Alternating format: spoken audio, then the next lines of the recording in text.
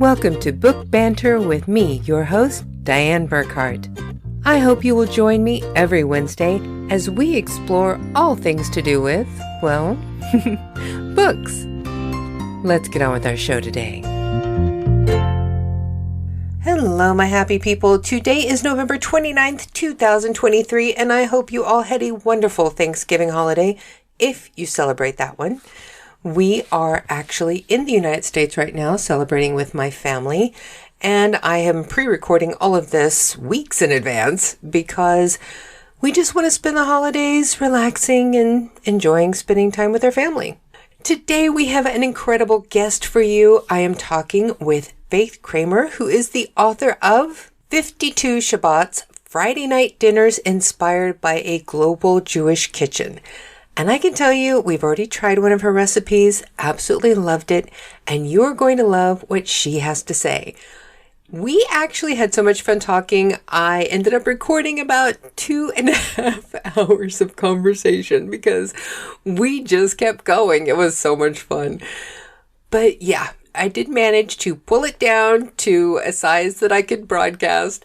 And I hope that you enjoyed as much as we enjoyed talking with each other. So please sit back and welcome to Book Banter with Dianne Burkhart, cookbook author, Faith Kramer. You have been working in the food industry for quite a while. Was this actually your first career, or did you do something before this? The short answer is I did do some food-related public relations before I became a food writer.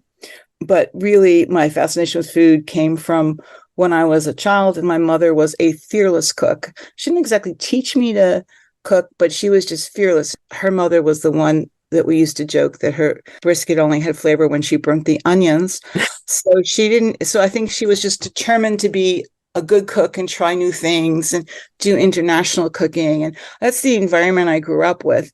And she was always very supportive. Like one time I was making frosting and it was too runny and I put flour in it to thicken it. And instead of like berating me for that, she says, that was a very clever solution, but you needed to use sugar. And she told me why and all that. And I took that lesson to heart. And when I teach people how to cook, I try to come from that stance.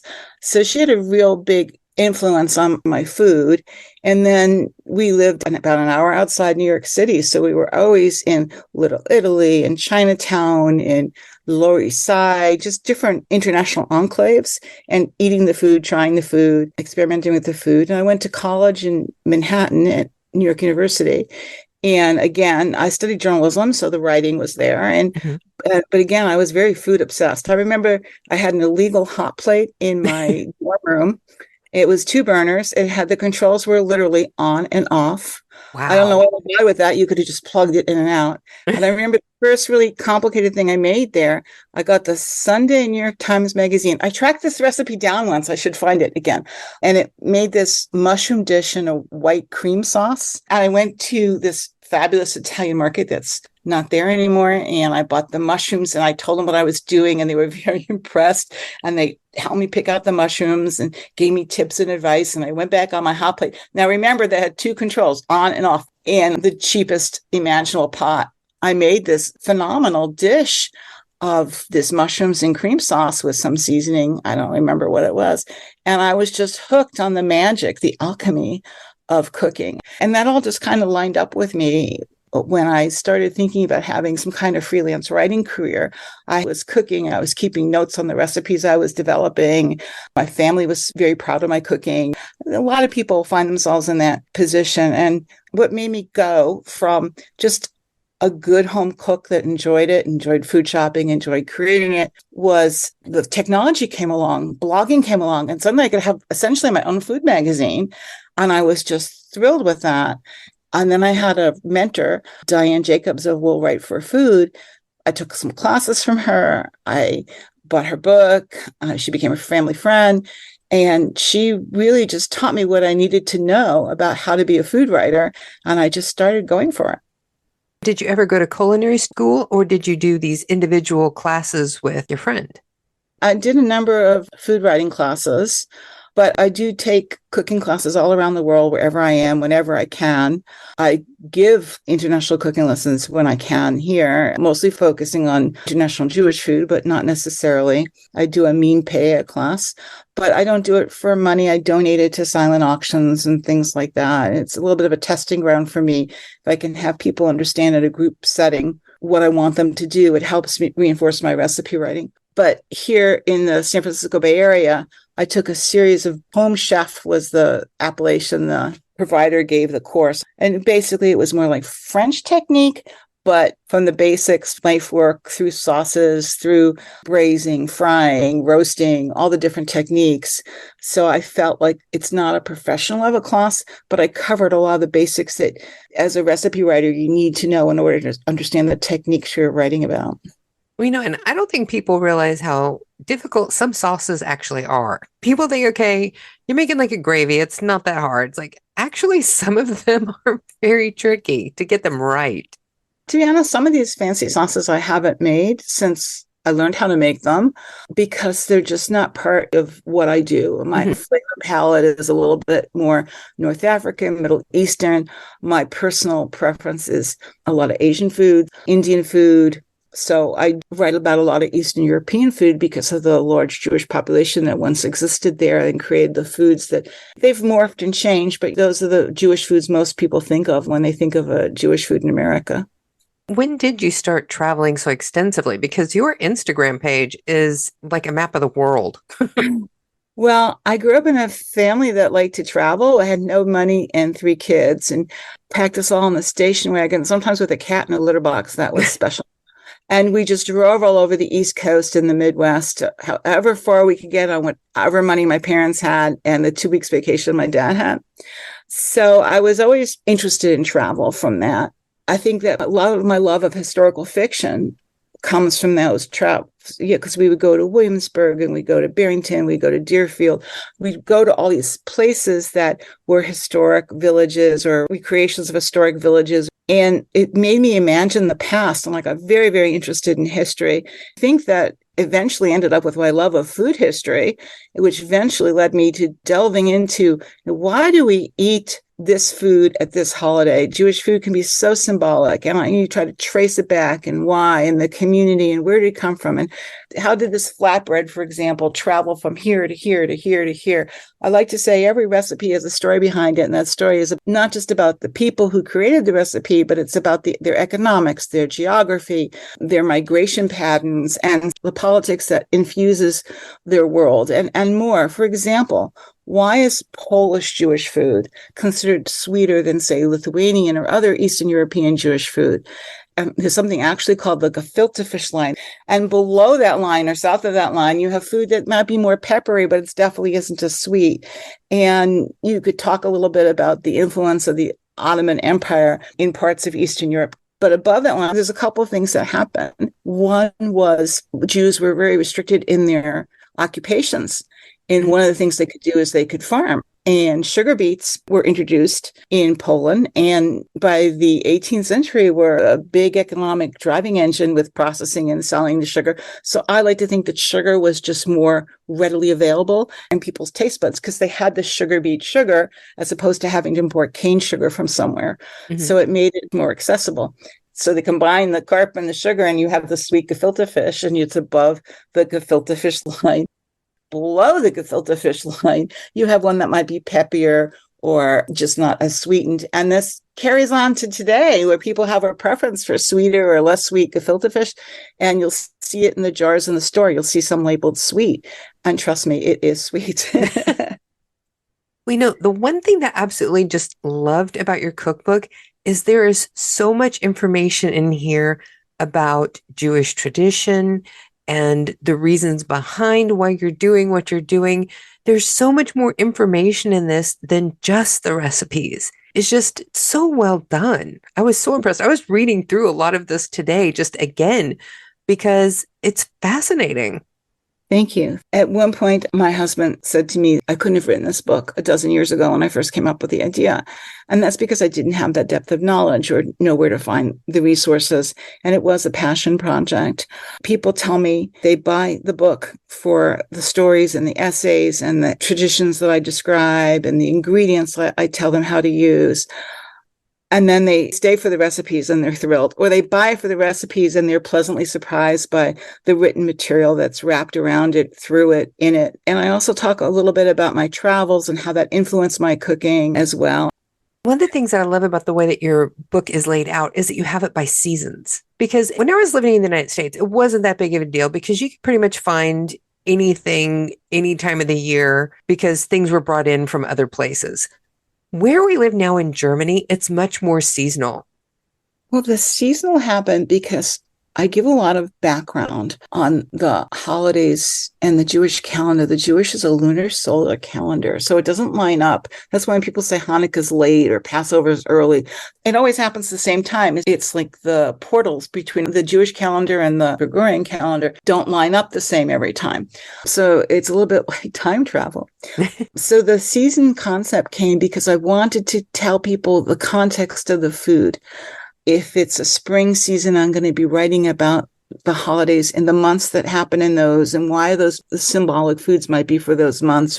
You give some suggested menus for those holidays. So the seasonality relates to the Jewish calendar, the Jewish holidays, the type of cooking, and also what the food is. Now, from the time that you started visualizing this cookbook, how long did it actually take you to execute it? I think I signed the contract in March of 2020, right before the pandemic, sometime in there. And I hit send on the last bit of copy.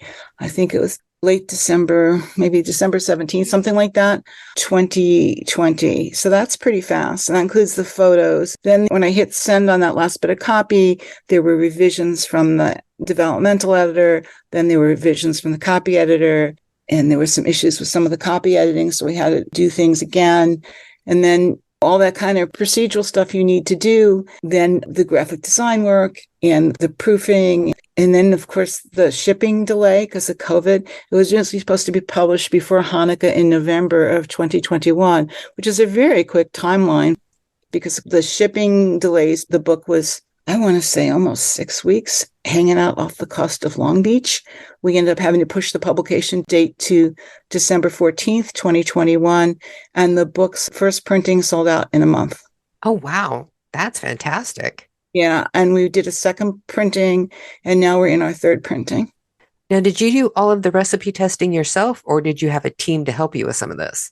Because of the fast pace of development, I did have some people help me with some things, particularly if they were newer recipes that I hadn't done a lot myself. But the majority of the recipe testing, I did everything several times.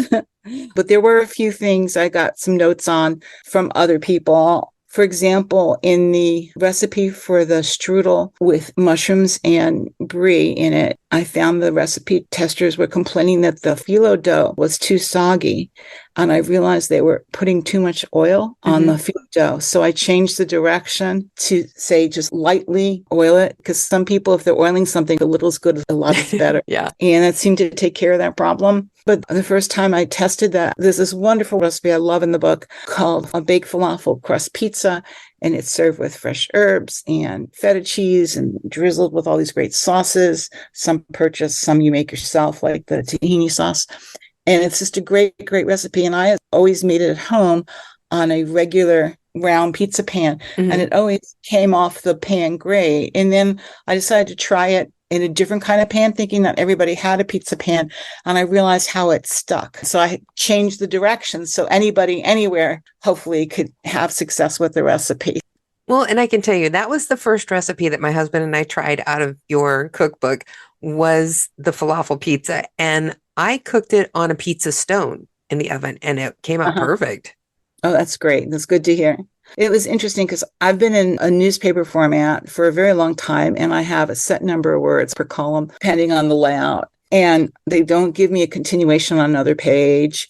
So I'm stuck with that. I can't always give the backstory I want to give. I can't always give the extra recipes that you could make with something or the variations because I have this word count limit. And my first draft of the list of recipes I wanted in the book in 52 Shabbats, my editor wrote me back and said, this will be a 500-page book. Cut it back, So I cut it back and it came up with what I think are 52 kind of essential main recipes.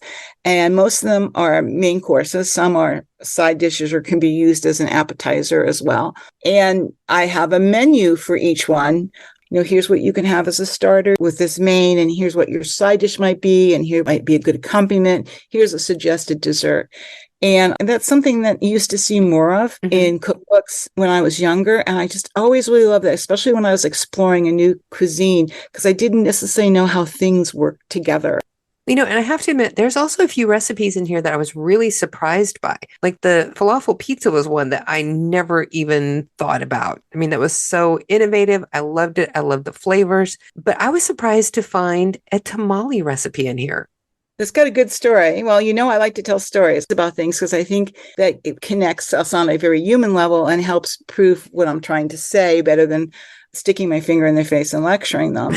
So one of the reasons I did the menus, one of the reasons I have so much about Jewish traditions and history in the book is that we're not all the same. And I wanted people that were new to Judaism or had not researched or studied much about Jewish food or cooked much Jewish food, as well as people who were Jewish food curious that might not even be Jewish. I wanted the book to be very accessible. And what I worried about was, would the observant community like the book? And I'm happy to say that the feedback from the observant community has been really strong. I have a lot of people who write me who say, I just did my DNA ancestry and I came back where I was 1/4 Jewish. I had no idea. And I'm buying your book so I can learn more about my ancestry. It's just been an entry point. I get a lot of support from people who have a spouse that's Jewish or their child has married someone Jewish and they're trying to understand Jewish food ways better to be supportive. One of the things that still melts me every time I tell a story, I got a message from someone who converted to Judaism 20 years ago. And her mother's always been looking for ways to be supportive of her Judaism, which is lovely in and of itself. And they got this book and they're reading it and cooking through it together. And I mean, that's why I wrote the book. I wanted people to understand and have this passion. And the book's been really popular for gift giving. I find that people buy it for themselves and then they'll buy it 1 or 2 or 3 or even 10, I think is the top one I know about, copies to give as gifts.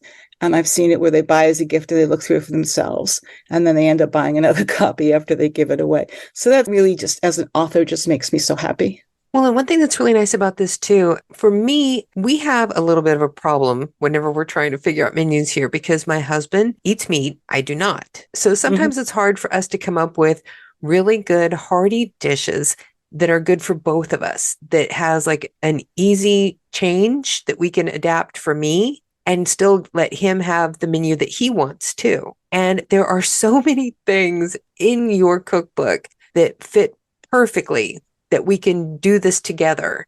And we both have things that fit our dietary desires. Well, if it was up to me, every recipe would have had a vegetarian or vegan option. But that was one of the things the editor said was going to result in a 500-page cookbook. Yeah. And other things got axed because of that too. I gave my falafel recipe as well as my falafel crust recipe. And my editor said, we don't have room for both of these. People can get a falafel recipe elsewhere, but they can't get a falafel crust pizza recipe elsewhere. So that's why it made the cut and the fried falafel did not.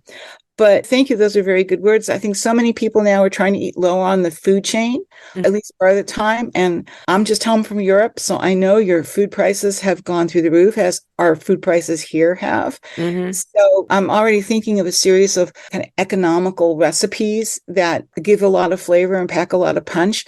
But I do have a number of recipes where I do give, I would say of the 52 main recipes, about a quarter of the recipes are vegan or vegetarian. Another 10 recipes are fish, and then the rest are meat or chicken. And of the meat and chicken ones, I do give some variations. Even the fish ones, I have a hummus bowl. So you have this delicious hummus, and you could use purchased hummus if you want. I'm not the hummus police. And then you make this cinnamon spicy lamb topping for it. But I give a version that is an alternative with mushrooms and eggplant.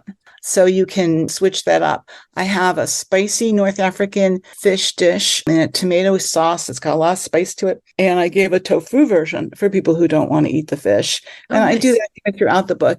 After the 52 main recipes, there's another 50 or so recipes of what I call side dishes. I have my tahini mashed potatoes that the LA Times said, shouldn't all mashed potatoes have tahini in it after they tried it? I have my desserts, including mini cheesecake cups and like a mango cardamom swirl. And I have little bun cakes with black and white glaze. And a lot of my recipes are dairy-free or vegan. Probably my favorite recipe is one I call the Turkish coconut pudding. And I really wanted to call it the fairy tale pudding.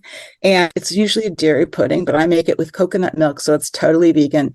And you use rice flour and you boil it up with flavorings and toppings. It's known in Turkey as sadlaç. And there was even a little Jewish fairy tale about it. It's easy to make. It's impressive. It's very customizable. It's totally vegan. And it's not a recipe you see everywhere else, but it's such an important recipe all around the world. I've had Iraqi Jews come to me and tell me, this is just how my grandma made it. Oh, wow. I've had Turkish Jews and North African Jews all claim this for their own. So it's just one of those recipes. Well, and there's another recipe that you have in here that's the chopped tomato salad. My husband was like, oh my God, I grew up eating this. And he's from Chile. We really didn't talk about how food moved around the world. Mm-hmm. But, you know, if you think about it, tomatoes came more from his side of the world than they came from the Eastern European or Mediterranean side of the world. So it makes sense that if he grew up in Chile, that he would have access to that. So side dishes, desserts, and then I have what I call the fundamentals, mm-hmm. which are everything from matzo balls. And I tell you how to make the light, fluffy matzo balls and the denser, chewier matzo balls, because it's not just hapstance how they come out. You have some control over it.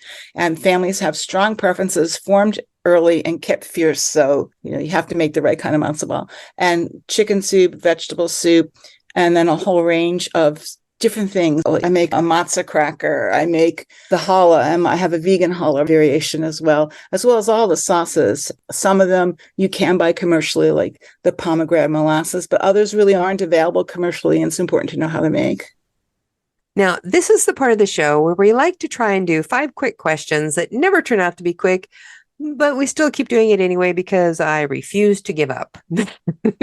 Are you ready? I am ready, but I warn you, I probably won't be quick. Nobody is. It's okay. So number 1, what is your favorite holiday tradition? And you can pick any holiday. I'm going to give you a couple answers. I'd say that one of my newer traditions that I really enjoy is at Rosh Hashanah, which is the Jewish New Year. I prepared a plate of the food that's symbolic of the holiday. And I pull from Eastern European Ashkenazi, Sephardic, which are the Jews that were expelled from Spain, from Iberia, Spain and Portugal. And then many of them ended up in Ottoman lands, but Jews that never really left the Mid or Near East, and just Jewish traditions from around the world. And then I explain them to my guests. And a lot of my guests have never experienced this before, but I'll explain. Why do we have a head of cauliflower? Well, it's the Sephardic tradition to have a head of a fish to represent the head of a new year. And I really didn't want a fish head on my tables. And then beans or seeds for this thing, or carrots. Carrots are interesting. Carrots mean so much. In Yiddish, or the Ashkenazi Eastern European Jewish tradition, cut carrots look like golden coins. So it's a wish for prosperity. All this meaning packed in the food. So I do a presentation on it. And then I will cook dishes that pull from some of that. So that's one. And then who doesn't enjoy Hanukkah? I mean, well, I guess if you don't celebrate, you don't enjoy it. But for me, you know, lighting the candles, looking at it with my kids when they were growing up, and looking forward to doing it with my grandkids. And there's a whole tradition of fried foods, from latkes to jelly donuts called souffignon to different fritters around the world. And I enjoy exploring all the different ways you could fry food at the holiday. And then last but not least is Shabbat, the Friday night dinner that the book is based on, the inspiration for the book, where you sit down with your friends and your family and you take a breather. I'm not a particularly observant person. So it might just be lighting the candles or saying Shabbat Shalom or Good Shabbos to my husband or whoever's eating with us. Or it might be we doing the blessings and we're saying, thank you for the wine. Thank you for the bread. Thank you for bringing us to this place in life where we can appreciate the moment. And I think it's just a time out to just take stock, be meditative about where you are, celebrate with friends and family. And this, to me, it's a very encompassing, flexible period of time. And it's this joy of this Shabbat, a Friday night dinner especially, that inspired the book and inspires me. It's a chance to recharge every week. It's really so interesting because my husband and I, neither one are Jewish, but ever since we got together, it has always been a thing for us that Friday night is for us to stop everything and sit down and just spend time with each other and to appreciate being together. It's just always been our tradition that we've had together. So it's really kind of interesting to learn more about the Shabbat when that's what we've been doing to honor our relationship. Well, I think that food is more than just Jewish food. It's got a Jewish context here. And the concept of a Friday night dinner, you could do your Friday night dinner on Saturday night, on Sunday night. Mm-hmm. You know, if you're just getting together with people and sharing and connecting. That's great. Since people work and they're not just home cooking all day Friday, I try to make ahead tips wherever I can. So you could do it on a Wednesday night if you want to. It's just a framework to provide all this other information that I give. But the recipes, they follow the general rules of the Jewish dietary law. So hopefully they're accessible to everybody. Mm-hmm. But you don't have to be Jewish to eat Jewish food. Oh, definitely. So question 2, what is the one staple that you always have in your pantry? Sorry, I'm thinking about this because I'm going to flip the question. When I go camping, which is often, what do I consider staples that I have to bring? Pomegranate molasses, tahini, and Ceylon date syrup, date molasses. I tell you what, your recipe for the pomegranate molasses, we are going to be making that this weekend because the recipe that you have, it's baked salmon with the pomegranate molasses. My husband is dying to try that. That may be something that we're going to end up having quite often. Oh, thank you. Well, I put the recipe in there in case people couldn't get it from their local Middle Eastern or Turkish or kosher store because it is available. Different brands are available. But I have found that a lot of the brands available overseas have more additives and aren't as natural. So my family's favorite brisket or pot roast is with the pomegranate molasses. I guess that's my son's favorite, my 2 sons. My husband prefers the Ethiopian spice pot roast, which is a take on an Ethiopian dish known as wat or beef stew. Mm-hmm. I think my husband's going to be trying that on a lot of things. Question 3, besides your own, what is your favorite cookbook? It's not a cookbook. It is an encyclopedia of Jewish food by the late Gil Marks, and it does have recipes in it, but it's like a handy one-stop shopping place for the history of Jewish food, the Jewish food communities, the symbolism of Jewish food ingredients, and having that accessible as a starting off point for research has been a blessing that I continually thank the late rabbi for. Question 4, what is one misconception people seem to have about Jewish food? So let's break this to Jews and non-Jews. So for the Jews, Jewish food is whatever they grew up eating. Everything else is not called kosher or legit. Mm-hmm. And that's been a huge barrier. And kind of the older the Jew, the harder the barrier it has been to break down. For non-Jews, it's like a mismatch of things they've seen in TV shows that are identified as Jews or that they've seen in Jewish deli food or Israeli falafel kind of food. And they don't see it as a linked cuisine with all these disparate elements. Oh, there's Indian Jewish food. How could that be? Well, because it is an Indian history and community there to develop food. So I like to say Jewish food is about adaptation, adoption, and creation. Question 5. If someone is going to try just one recipe from your cookbook, which one would you suggest? That's a tough one. It depends whether they're looking for something new and different or they're looking for something that is symbolic to them of what Jewish food is. So, well, I think what my dish would be, I'll tell you what my husband's dish would be. My husband wants everybody, and I mean everybody, to make the Mexican style chicken soup with pozole or hominy and matzo balls. And the matzo balls are made with cilantro and jalapeno, and there's all these Mexican flavors. And I make it with chicken stock and the pozole. So my husband is very, very partial to that dish. And keeping in the soup category, I think everybody should try the Hawaj vegetable soup. It's in the spring chapter, I think, but you can mix up the vegetables, and it has this phenomenal broth that's flavored with Hawaj. And I do give the recipe for it in case you can't get it commercially, which is a Yemeni spice mix. Think of a curry mixed with lots of ground black pepper, but is an incredible, incredible flavor. And I like to make it with little mini matzo balls in it. And the matzo balls just pick up all that flavor from the soup. They're like little flavor sponges, and they turn yellow from the sauce. And it's a recipe that it just looks like vegetable soup until you bite into it. Now, with the holiday seasons approaching, we do have a bonus question that we are asking all of the authors on the show for their best suggestions of what you would tell somebody that is a cook. What would be a good gift to buy them? So far, one of the answers that we have gotten is an immersion blender and really good olive oil. So what would your suggestion be? Interesting question. I haven't been asked it before. I'm thinking about everything I do, everything I use.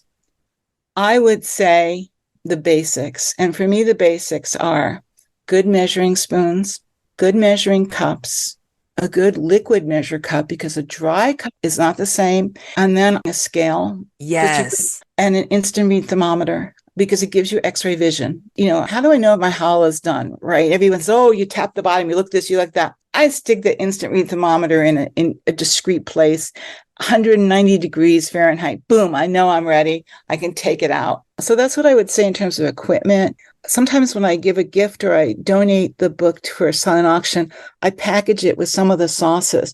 But those are just off the top of my head. I would say the best thing you can give them is invite them to share their food stories with you, learn where their food traditions are, and make their food traditions seem special, and learn about them for yourself. So maybe that's a gift more for yourself than for them. I'm not sure. So what is next for you? Well, my next trip is coming up. I'm going to be doing Southeast Asia and India for a few months. So I'll be exploring foodways there and trying new ingredients, and also visiting some Jewish communities along the way. I'm starting a newsletter called Newish, and it debuts November 1st. And that's at faithkramer.substack.com. And I'm continuing to write for J Weekly, which is the Jewish news magazine I've been writing for 15 years now. Every 2 weeks, I have new recipes debuting. My next recipe I'm very excited about. It's a pumpkin challah. It's a vegan challah. If you don't brush it with egg glaze, you can use some other glazes. And it is the most beautiful challah I think I've ever made. And I've made a lot of challahs in my time, but the 1 cup of pumpkin puree in there with 3 to 4 cups of flour, it just colors the loaf just so beautifully. And I did it 2 ways. One is maybe how you'd expect, with some pumpkin spice kind of flavoring. Mm-hmm. And the other way is with cumin and chili. Ooh. And it packs a little bit of heat, but it's just the most beautiful challahs I've ever made. And that should debut soon. It will show up on the jweekly.com website under Faith Kramer. And all of the links to be able to find you and your website and the things that you've been talking about will be in the description of the podcast. So people will be able to just click and go. And people are welcome to follow me on Threads and Instagram and Twitter, or X. I'm at Blog Appetit. If people want to follow me on Facebook, all my food posts are public. They can just follow me at Faith Kramer. Is there anything that we have missed that you think the listeners need to know about? Gee, we've had such a great conversation, Dianne. You know, I kind of have a unique publication history that we haven't really talked about, being an independently published cookbook, and how this is more for the consumers rather than the people who are creating the books. So maybe we should do another one sometime about what you need to do. I'm almost 2 years out of publication. How do you keep an audience for your book?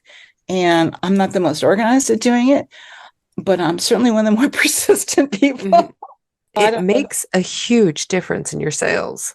I would say that a lot of people are really good at what they do, and they're not really good at promoting what they do. Mm-hmm. And unfortunately, in this day and age, that's what you need to do. And you have to find what you're comfortable at. If you're not comfortable doing videos, I would say don't do videos. But what are you comfortable at? Do more of that. I do a lot of demonstrations and workshops. And I love being one-on-one on people. Sometimes we do a talk and a cooking demo or a hands-on demo. And it's just been phenomenal for me. It's been a great way to do it. but not every author has a niche that you can do something like that. Yeah, a lot of people think, okay, I'm going to write the book, I'm going to publish the book, and I'm done. Right. It's like, Well, no, you're yeah. just beginning. You know, and not only do you have to give time and energy, you have to give money to it too. And people say, well, my publisher's going to do that. Well, the publisher doesn't do very much. It's all really on you. If you're a big brand name, I mean, there's people who are publishing Jewish cookbooks right now. Their first printing is going to be more than my 3 printings put together. But I don't get too down about that. My son gave me a great perspective. He said, okay, Mom, how many people have bought the book? How many recipes do you think they've tried from the book? How many people do you think have eaten those recipes, have read your writing and been influenced by you? Keep multiplying out. That is just a phenomenal thing. And I think about that, and I think about how honored I am to have been in so many kitchens and so many homes and influenced so many minds and so many stomachs.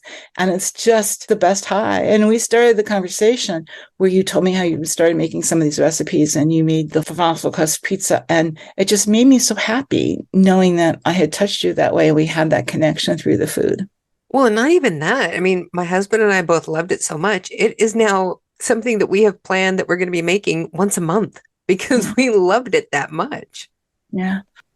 I tell you, one of the things that my husband and I have talked about, one thing that's so nice about me being an American and him being from Chile, and the fact that we have lived in Denmark and now we're living in Germany, and he's lived in a couple of other countries before we even met, that we have been able to bring these spice palettes from all of these different places and we're blending them together to try and create our own unique family spice palettes for what we use for what we cook. We have some of the hottest peppers that you can get from India and things from Chile, and then the stuff that I've brought from the United States. And it's just really incredible the things that we've been able to come up with experimenting with these different palettes and how they work together or how they don't work together.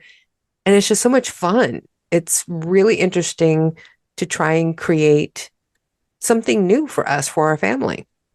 Well, I think you hit on, I say that these are the dishes I cook for my friends and family, and they're uniquely me. And even when I branch out from them, I still have that sensibility of what our family food palette is. I hadn't thought about that.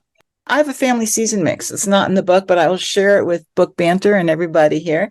The story behind it is the first time I was in Turkey, most of the kebab shops there were charcoal, and the kebabs are incredible. To sprinkle on your kebabs, they often served ground up dried mint or Aleppo or Ufra peppers, which are the chili pepper flakes without the seeds. So you get kind of more of a citrus heat rather than the harsh heat that a regular chili flake with the seeds would give you. And sumac, some had 2, some had 3, some would have 1. And I said, I like all these together. And I came home and I devised a mix of 1/3 of the sumac. I think of it as my superpower spice because you can use it on vegetables and give a citrus sour taste without turning the vegetables brown. When you use it, it just brightens things. I tend to need less salt. It's just a great spice. Aleppo pepper or Ufra pepper, crumbled dried mint leaves, and I use them 1/3, 1/3, 1/3. If you're forced to use regular chili pepper flakes, I would use less for that amount of ingredient because they're just hotter. And I use that as a cooking spice. I use it as a finishing spice. It is a signature flavor in my food. So when you talk about your family spice profile, I call this my Istanbul mix. And I haven't shared it in print. I haven't shared it in my column, in my book, anywhere. So for Book Banter readers, I hope they try it and enjoy it. Ah, that's amazing. It's really incredible how many exclusives people share on this show. I don't know what it is that gives people the place to do that, but I love that.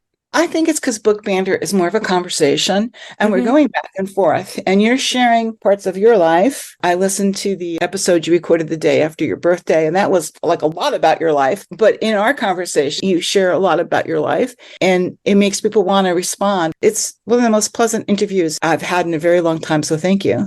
Oh, thank you. I think part of it is too, I just really like talking to people. I am fascinated with people's stories. And I've just always been that way. I love listening to people talk about their experiences in life. It's fascinating.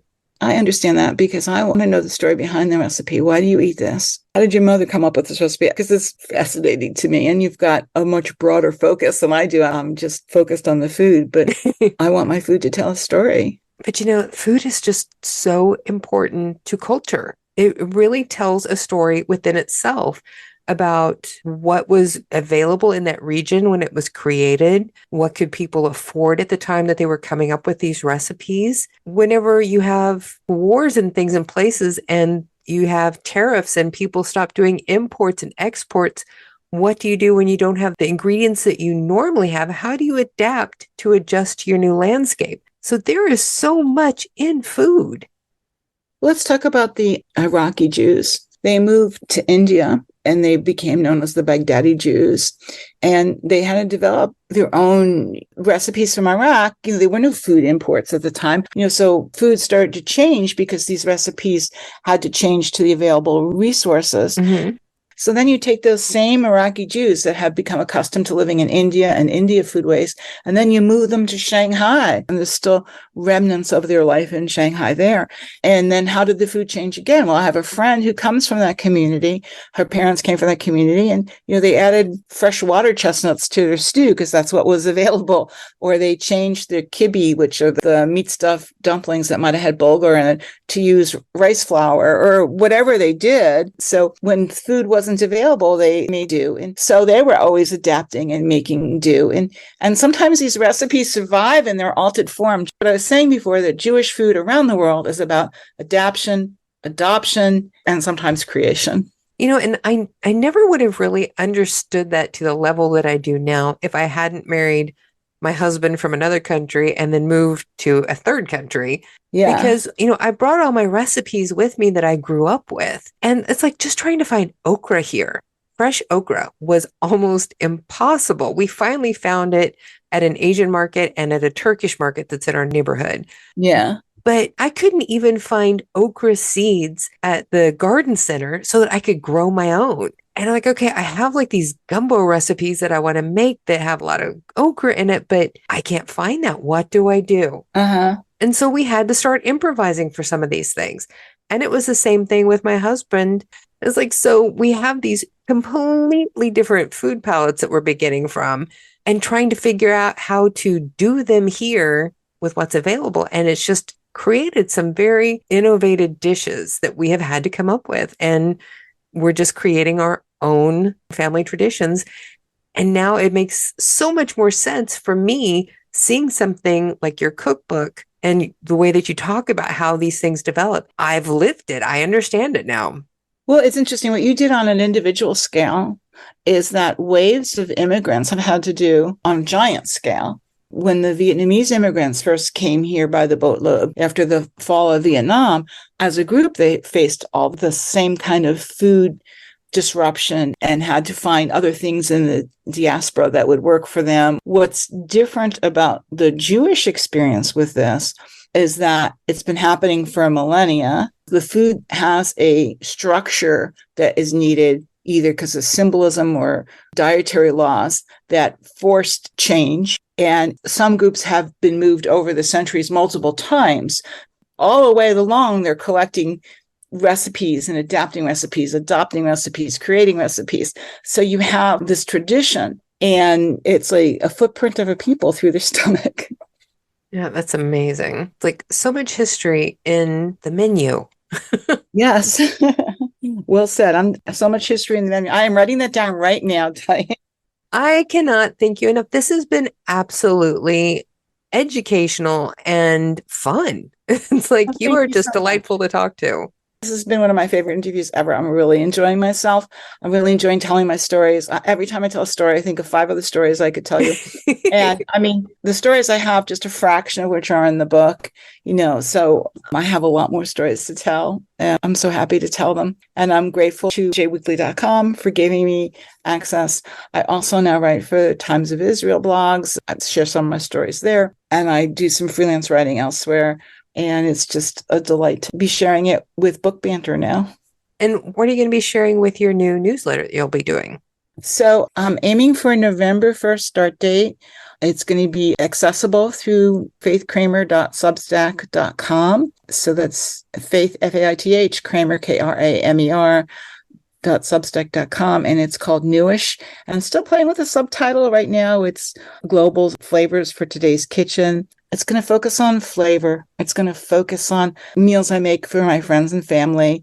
And it will have a sub-focus on kind of the Jewish angle of my life with Shabbat and the holidays and stories like that. And I hope to also present ingredient specific for that whole cooking local, eating global angle about how you use ingredients and how you could use it in different ways. Go into some more esoteric ingredients. So I'll be sharing at least one recipe. I'll be sharing where you can find my latest recipes elsewhere. I'll be sharing some holiday or Jewish information, some Thanksgiving or whatever the other holidays that might be going on that aren't specifically Jewish, and maybe some of my travel photos with some of the backstories. Everybody should go and sign up for that. To sign up right now for the newsletter, newish, at faithkramer.substack.com. And eventually it'll be added onto my website. You can take a link there. And from the website, faithkramer.com, you information about the book, information about me, some of the blurbs about the book, how to buy the book, and links to where else I've written. So we are going to have all of these links available for our listeners in the podcast description. Thank you, Dianne. Thank you so much. I wish we lived closer so we can get together and cook. Oh, that would be fun. I would love that. You never know. If you ever find that you're going to be coming to Dusseldorf, you have to call us. I cannot thank you enough for all of this. This has been just so informative and so fun. And people definitely need to pick up your book because not only does it have great recipes, it's just loaded with all kinds of fascinating information. Well, thank you so much. Thank you so much. You really have been a great interviewer, and I've enjoyed talking to you as well. And I have great sympathy for you to have to edit this down to a half hour.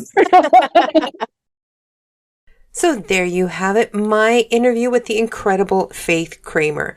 Now, obviously, I wasn't able to get this down to 30 minutes, but I think I did pretty good. And I tell you, I really, truly am just heartbroken about some of the things that we had to cut out to meet our time limit.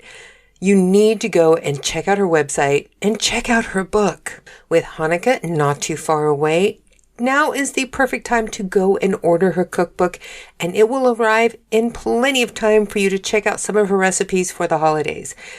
Even if you don't honor Hanukkah, this is a great cookbook for anybody who is looking for global recipes. If you want to branch out and try some fantastic international spice palettes, the recipes in here are amazing. Give it a try. It would make a great gift for someone in your life who wants to be a more experimental cook and try things beyond your own region. It's really fantastic. And don't forget to check out our December issue of Book Banter magazine, because Faith Kramer is sharing her challah fritters recipe, and I can tell you from personal experience, it is easy to follow and so good. And don't forget, we also have our year-end book buying guide coming up. It's going to have at least one page for every author who has been on Book Banter with Dianne Burkhart since season 1, with active links so you can click and buy the book. It will be a great shopping aid if you're looking for something for the reader in your life, or if you are looking for new authors to check out for yourself. And our cookbook authors are also sharing recipes in the book buying guide as well. So don't forget, right now we have the November issue live, which has a fantastic recipe from Michelle DiPietro from her cookbook, Soupified, Soups Inspired by Your Favorite Dishes. In the December issue of Book Banter magazine, we're going to have a recipe from Faith Kramer from her cookbook, 52 Shabbats, Friday Night Dinners Inspired by a Global Jewish Kitchen. You can always check out all issues of Book Banter magazine on our website, burkhartbooks.com.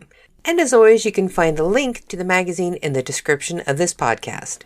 And now I think that's enough blathering for today. I hope you all had a fantastic Thanksgiving and are looking forward to a wonderful holiday season. So now it's time for you to all go forth and be really, really happy.